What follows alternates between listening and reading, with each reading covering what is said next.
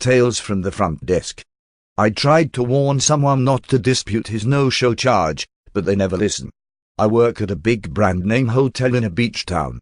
In the summer, our rates skyrocket to almost $300 a night, and we are usually sold out. Someone booked 2 rooms for a long weekend, and decided not to show or bother calling to cancel. Our no-show policy is pretty standard: 1 night's cost for each room you booked. This gentleman was charged over $500 total for his 2 no-show rooms. It sucks, and it's a lot of money, but it's 100% his fault. The gentleman called me a couple weeks later when he got his credit card bill. I explained to him our policy, and that he wouldn't be getting a refund. He went off, "You don't know who you're messing with, I'm not paying you, idiot, yada yada." Eventually told me he was just going to dispute it with his credit card company. This is basically what I said to him: "Sir, if you want to dispute the charge with your bank, you have every right to do that. I would not personally recommend it though. If this was a case of a stolen credit card, I would agree with you, but we have documentation showing you were informed of the no-show policy. However, if you wish to pass this issue along to the bank, I will gladly deal with them. When you dispute a charge, the bank will front you the money while they investigate." When he got money from the bank right after he filed a dispute, he called me to gloat. He told me how stupid I was, yada yada. What I don't think he understood is that the money is pretty much a loan, under the assumption that his charges really were fraudulent. Which they weren't. I easily won the dispute, proving that he willfully did purchase these rooms, and was informed of the no-show policy. Then the bank billed him back for the money they fronted him. He called me again. Lucky me. He told me that the bank was billing him, and that I had to pay it. He said because it all started with my hotel, it was our responsibility to pay his bank bill. At this point I didn't even know what more to say. I just said no, have a good day, and hung up.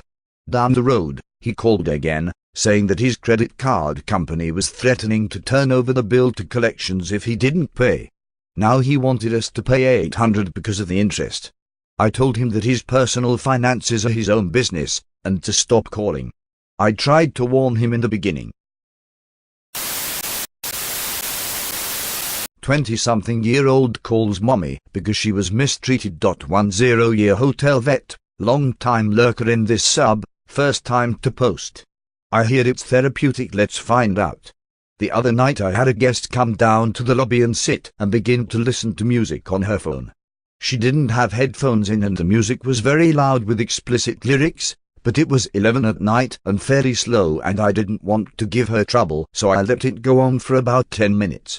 Eventually the lounge closed and 34 stragglers came walking through the lobby back to their rooms.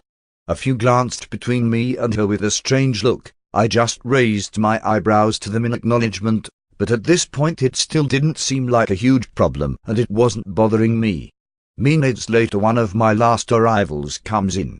It's an older lady with the air of someone who's definitely going to leave a review with nothing but complaints, and right off the bat the music from the phone gets ridiculously explicit.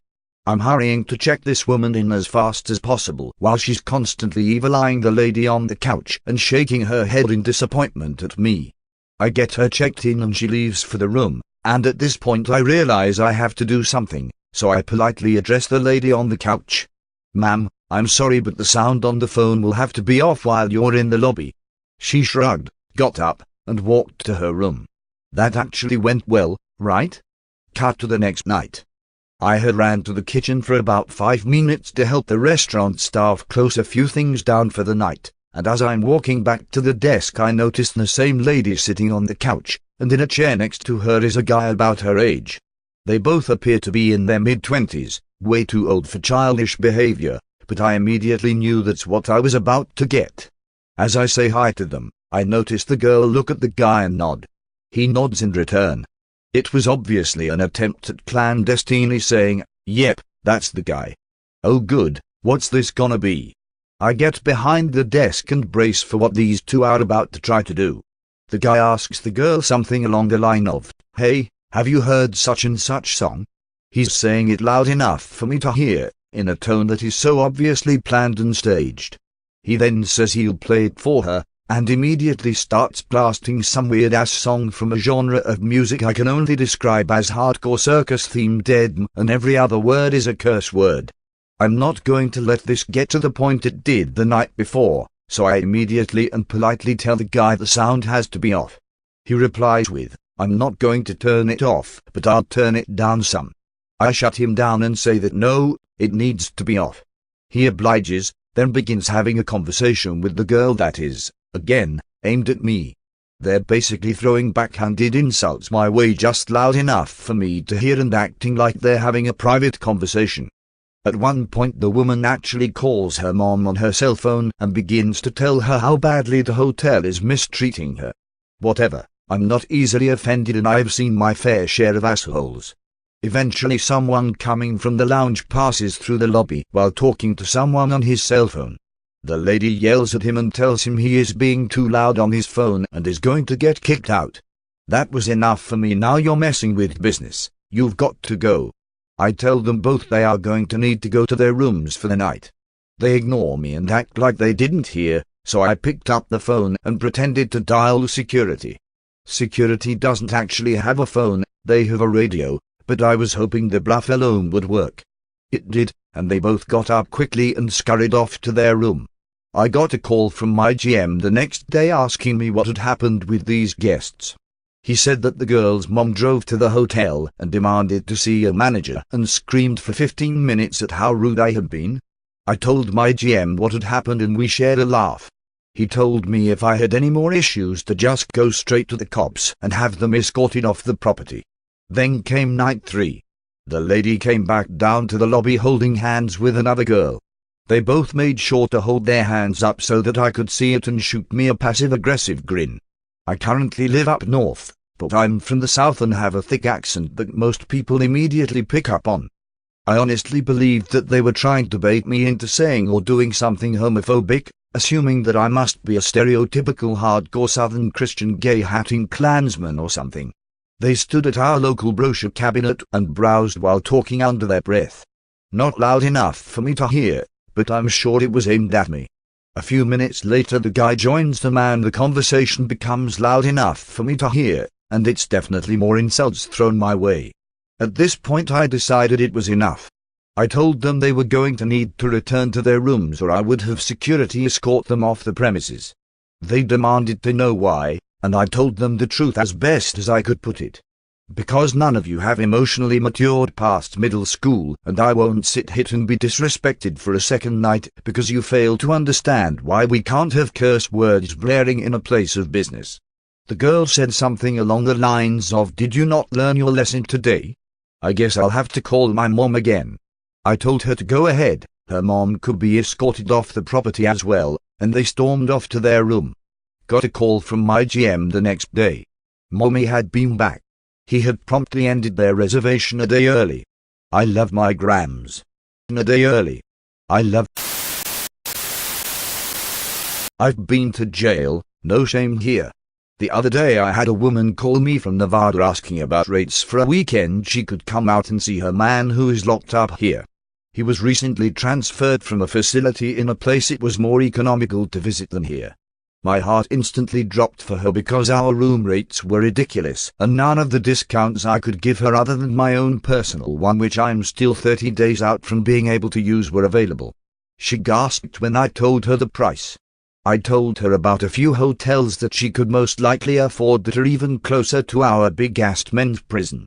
And we talked about how she was thinking of taking the Mega Boost to San Francisco, which is 4.5 hours away minimum, and I told her about an airline that could fly her for the same price, and she'd touch down 45 minutes south of where she'd want to be and be able to take public transport to town to save her some cash. She finally stopped me and said, "Girl, why are you being so cool with me? I'm not even staying with you." I said, "Ma'am, I've done some time myself and I understand going to jail is expensive, and I feel you because some of my friends have been locked up in places I can't get to, so if I can help, I'll help." She started laughing and said, "You know what? You've been the most real person I've talked to today." I said prison to some other clerk and they hung up on me.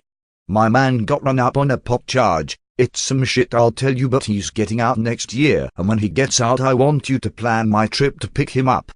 You're real and you're sweet and you know your shit." And I laughed and said I'd be honored and told her to write my name down and ask for me when she called again, because I'd get her a better rate when the summer was over. And to let me call over to the cheaper hotel I thought of that's closer to the prison and let them know she'd be calling. My girl V over there hooked this nice lady up. Sometimes I can be a superhero. You don't want to pay the smoking fee? Mr. Smokey is a fairly well-off businessman, we all know the kind. Slick hair, expensive watch, head up his own bum attitude and no time to deal with anybody below his station, and was booked in with us for a 2-night stay. During service on the second day the housekeeper found a cigarette butt in the bathroom and had thought she smelled smoke in the room, but helpfully forgot to take a photo of the butt or mention any of this until the next morning. The manager called out to Mr. Smokey on his way out to breakfast, cued his missive hand wave and denial of smoking without even breaking his pace out the door, so manager and housekeeping supervisor went up to the suite and could smell the cigarette smoke from outside the door. Mr. Smokey returns to retrieve his luggage and checks out. He stops at the desk, stating there's no smoke smell in the room, so we can't charge him a smoking fee. He then just drops his key on the counter, turns on his heel and walks out.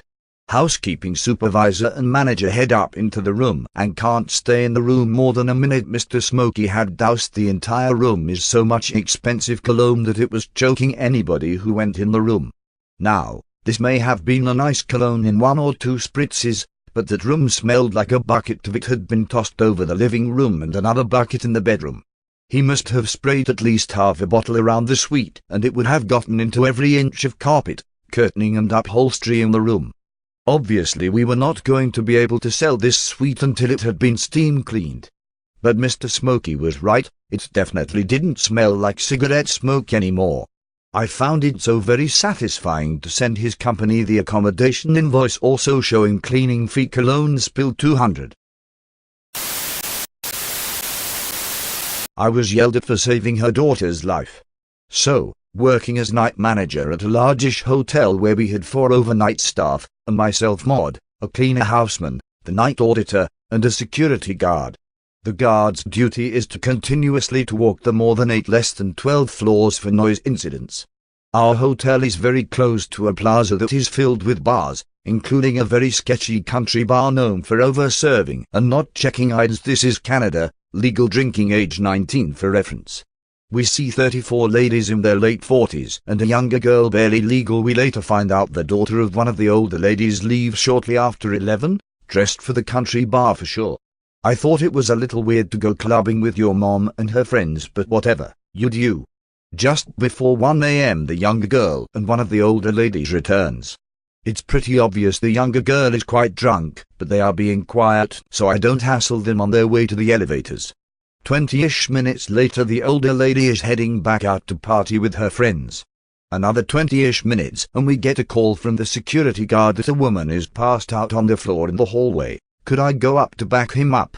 I head up to the floor in question and sure enough, slumped against her room door is the young lady from earlier. She is unresponsive to our verbal commands and then she starts throwing up on herself. We roll her. We have medical gloves on at this point. Thank God we keep them on us at all times, into the recovery position and call an ambulance. While waiting for the ambulance the mother and her friends returned to their rooms. We informed the mother that we called an ambulance for her unconscious, unresponsive daughter, who is throwing up on herself, and she starts screaming. How dare we call an ambulance? What are they going to think? Her husband is a first responder and will find out. She is going to sue us. Now, the houseman arrives with the EMTs, who start making sure the young woman can breathe and load her onto a stretcher to take her to the hospital. One of them does in fact know the mother, and that is when we find out the daughter is only 16. He looked at her and told her she better call her husband. She goes off with the ambulance crew, crying. That is, by far, the weirdest, most stressful night of my several years working in a hotel. Why do I have to pay for a room I've already been using? It's a Friday night and it's like 23:30 or midnight when 2 guys walk into my lobby asking how much a room is for the night. They explain that they've come from the bar and their ride has failed to show, so they're stuck here for the night. One is sober and the other is clearly drunk but not incoherent. We'll call the sober one Sam and the drunk one Dale. As I'm looking up rates and availability for the night, Dale is going on and on about finding Jimmy. Where is Jimmy? Have you heard from him? I texted him a bunch of times. Maybe we should call Jimmy, and is clearly annoying Sam. At about the same time I quote them a price. Sam tells Dale to go outside and call Jimmy to see if he can figure out where he is. Dale steps outside the lobby, dialing up their friend on his phone. Sam forks over his license and credit card. Can we do this as quickly as possible? I give him the normal canned response. I'll get you into your room as quickly as I can. I don't want him to know which room I'm in, he says, gesturing toward Dale outside the door. I see. I'm glad you said something. I would have given him keys too since you're checking in together. Sam stresses it again. No, I really don't want him to know what room I'm in. Can't you please not tell him? If you tell me not to tell him, then I can't tell him. It's your room and you're paying for it. That's between you and the hotel. During this exchange I'm executing check-in as fast as I can. I super compress my spiel into a few seconds, stripping out all but the bare basics. No smoking, checkout is at 11, there's breakfast. I give him his keys and, grabbing them hurriedly from my hand, he sprints across the lobby and flees to his room via the alternate exit. A mere 30 seconds later Dale comes back in, notices that Sam is gone, and asks me where he went. He's not with you? I wouldn't know, sir. Did he buy a room or not? Where is he? I'm sorry, sir, I'm afraid I wouldn't know where he is right now. Maybe try calling him. Did he get a room? I'm sorry. Did you give him a room? Who, Sam? I thought he was with you. Not buying my bullshit. I know he bought a room. Did you give Sam Samington a room or not? I'm sorry. If I had, I wouldn't be able to divulge that information. This kicks off a literal 5-minute back and forth of Dale repeatedly asking which room Sam is in, and me repeatedly refusing to even acknowledge that Sam is a guest here. I don't know why he fled from this guy, but my job is to defend his privacy, so this dude won't be getting anything from me. During this exchange a cab pulls up in front of the lobby, and in comes Jimmy, who smells terrible, and the cabbie, who we will call Cabby. Cabby comes to the desk and informs me as impolitely as possible that I need to contact Sam to let him know his ride is here. This gives me an imperceptible moment of pause, because I know that Sam was in fact waiting for a ride, but I know also that he has expressly forbidden release of his whereabouts to these disreputable characters, so I decide to continue my refusal to admit his presence in the hotel. Cabby lays into her own demands that I release Sam's information, which I continue to refuse. Cabby is more into verbal abuse than Dale was, however, so she quickly devolves into cussing me out. She then informs me that Sam has no money and can't pay for his room anyway. That card he gave you is no good. Of course this is laughable, because no guest checks in without our having already authorized their card. When this tactic fails to scare me, she demands to speak to a manager, to which I reply with my favorite showstopper, I am the manager. Ultimately she storms out shouting profanity about me, the hotel, and the neighborhood in general, with Jimmy and Dale in tow. Come on, let's go. They pull us slowly out of my driveway and make a very slow lap around the building before speeding off into the night. For a moment I debate calling Sam to let him know I just saw his ride, but I decide against it because he's already bought the room and I'd rather not serve as an intermediary between a disreputable guest and his reprehensible friends. I thought it would be over here. It wasn't. 40 minutes later Sam comes running back into the lobby with his button-up shirt still mostly off and his shoes in hand. He's still putting his clothes on as he asks me everyone's favorite question, immediately cluing me in on how the next 15 minutes is going to go. Hey, my ride is here. Since I'm not staying here tonight, I'll need a refund for my room. I'm afraid I cannot refund your room, since you've already bought the room and occupied it. That's bullshit. I'm not even staying here tonight. Why should I have to pay for the room? You've occupied the room for 40 minutes now. You've consumed the product. I'm afraid I won't be able to refund you. What about your cancellation fee? Can't I just pay the cancellation fee and be refunded the rest? I'll be happy to just pay the cancellation fee. Unfortunately, our cancellation fee is 1 night stay, and since you're only here for 1 night anyway, the cancellation fee is your room rate. I will not be refunding your room. During this conversation, the cab shows up again, and Cabby, seeing Sam arguing with me, comes storming back into the lobby. Jimmy and Dale are presumably still in the car. Someone definitely is, because they're laying on the horn. A split second before I get aggressive about putting a stop to that intolerable nonsense, Cabby does it for me by yelling, "Knock it off!" out my lobby door. Sam quickly explains that he can't get a refund for his room, which triggers an almost verbatim repeat of the immediately preceding conversation, this time between me and Cabby, who is much more profane about it. While Sam has retreated across the room to put his boots on, propping them up on my sofa, Cabby informs me that I'm being extremely rude and that her friend works at the inn and she's never heard of them not giving a refund before. I'm a few words into the each hotel is independently when she cuts me off. "I don't give a shit what your stupid policy is, you're going to be refunding Sam's room because he isn't staying here tonight." "I'm afraid I won't be doing that. Mr. Samington has occupied the room and will be charged for tonight." "Then I want to speak to your manager." "Get them on the phone right now." "I already told you, I am the manager." "No, I want to speak to your supervisor." "You're gonna get me the district manager or corporate on the phone, or I'll have you fired." "I'm afraid it's not up to them, and they would tell you the same thing anyway." "I won't be calling anyone at 12:30 in the morning. I'm the manager here, and the decision is final." "You said your cancellation policy is 1 night stay." "That's correct." "Can I have that in writing?" "No, ma'am."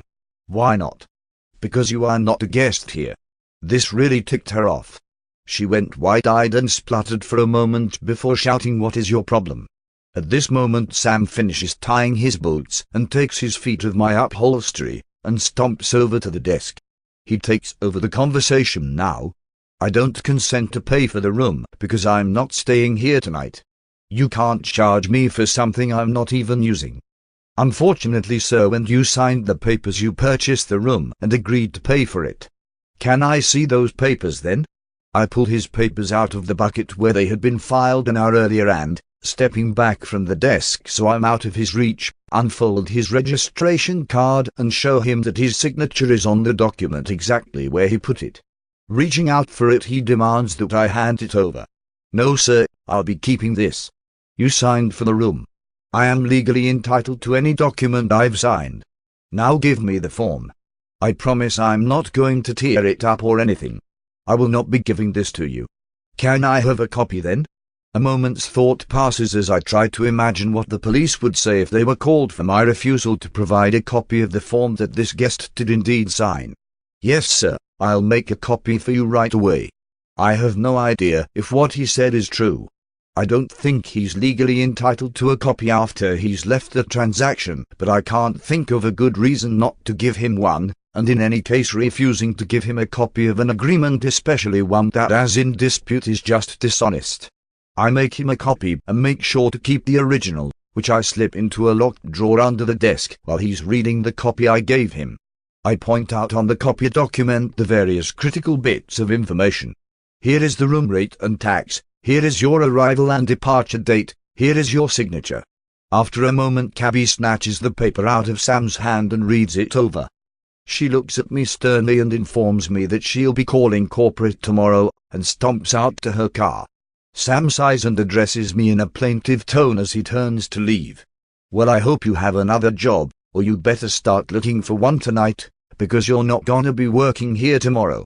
Good luck. Have a good night." They speed away again, and I wait a moment and catch my breath. I quickly write myself a key to kill Sam's door and run up to his room. Sure enough, the bed is turned out like it's been laid in, the toiletries are opened and someone has obviously taken a shower. The toilet has leavings in it and hasn't been flushed, and the TV is still on. How this qualifies as not using the room evades me completely. The story does end here, at last, with me adding the guest to our DNR list and double-checking the authorization on his card. I still work here, and we have not refunded his room. Work